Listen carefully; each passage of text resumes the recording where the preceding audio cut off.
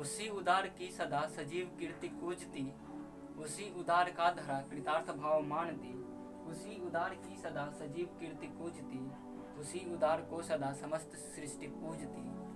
अखंड आत्मभाव जो असीम विश्व में भरे, वही मनुष्य है कि जो मनुष्य के लिए मरे। उसी उदार की कथा सरस्वती बखानती। उदार, उदार का अर्थ क्या है? उदार कौन होता है?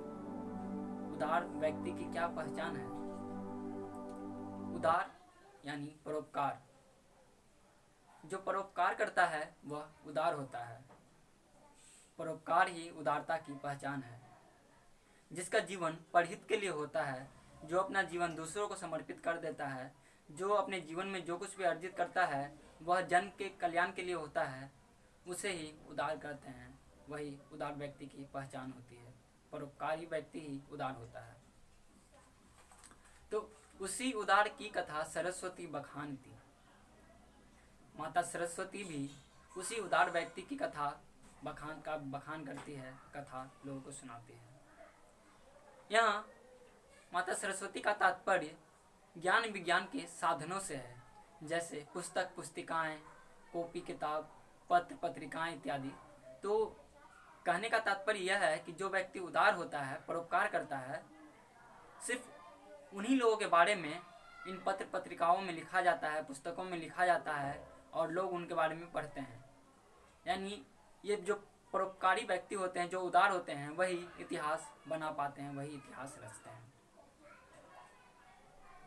उसी उदार की धरा कृतार्थ भाव मानती, उसी उदार की सदा सजीव कीर्ति कूजती, उसी उदार को सदा समस्त सृष्टि पूजती। यानी जो उदार होता है उसी की धरा जो है, ये जो धरती है, उसका आभार प्रकट करती है, उसी की आभारी होती है यह पूरी धरती। ये जितने भी लोग होते हैं धरती पे, ये सभी उस उदार व्यक्ति के आभारी होते हैं।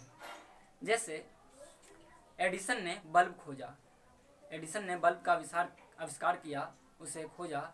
तो यदि एडिसन साहब ऐसा कहते हैं कि इस बल्ब को मैंने खोजा है और यह बल्ब जो है अब मैं किसी को नहीं दूंगा, यह सिर्फ मेरे घर को रोशन करेगा, इस बल्ब पे सिर्फ मेरा कॉपीराइट है और इस बल्ब को कोई और इस्तेमाल नहीं करेगा, सिर्फ मेरा ही घर रोशन होगा, तो क्या आज जो दुनिया है वह एडिसन को मानती, एडिसन को महान मानती? क्या एडिसन जो है वह परोपकारी होता? नहीं।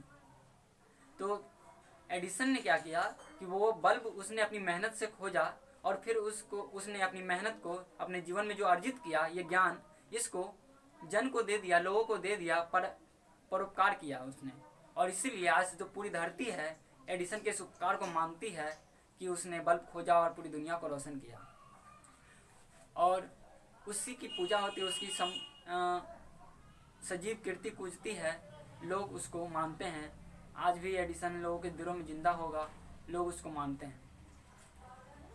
अखंड आत्मभाव जो असीम विश्व में भरे, वही मनुष्य है कि जो मनुष्य के लिए मरे। अखंड आत्मभाव मतलब जो इस विचारधारा को मानते हैं कि इस धरती पे जितने भी जीव हैं, इन समस्त प्राणियों को, समस्त जीवधारियों को परमात्मा ने बनाया है और सभी में परमात्मा का ही अंश रूपी आत्मा विद्यमान है, सभी के अंदर आत्मा का वास है।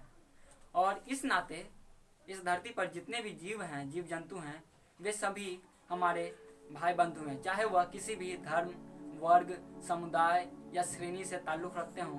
वे सभी हमारे परिवार के समान हैं, हमारे भाई बंधु हैं। और जो इस विचारधारा को मानता है वही अखंड मनुष्य है, यानी अखंड आत्मभाव जो असीम विश्व में भरे, वही मनुष्य है कि जो मनुष्य के